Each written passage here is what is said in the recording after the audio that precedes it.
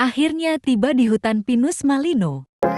Karena kami tibanya di malam hari, jadi kami memutuskan untuk camp di lambannya terlebih dahulu. Di pagi hari kita cuma sarapan saja, kemudian kita bergegas untuk segera ke hutan pinus Malino. Di perjalanan kali ini menyelusuri hutan pinus Malino, saya ditemani sepupu dari Bulukumba.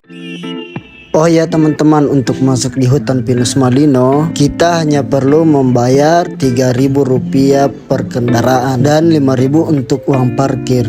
Di kawasan ini selain hutannya yang indah, juga terdapat banyak spot untuk berfoto-foto. Selain itu, berkuda dan flying fox menjadi pilihan utama di tempat ini. Hutan pinus Malino menjadi wisata terpopuler yang ada di Makassar. Dengan pinus yang tinggi menjulang, cuacanya juga dingin.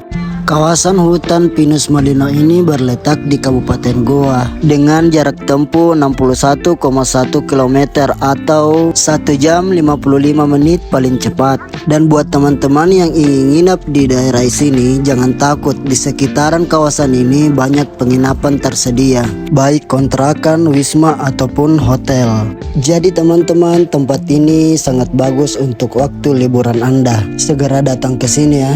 Dan ini akhir cerita dari perjalanan kita hari ini. Terima kasih buat teman-teman yang selalu mensupport.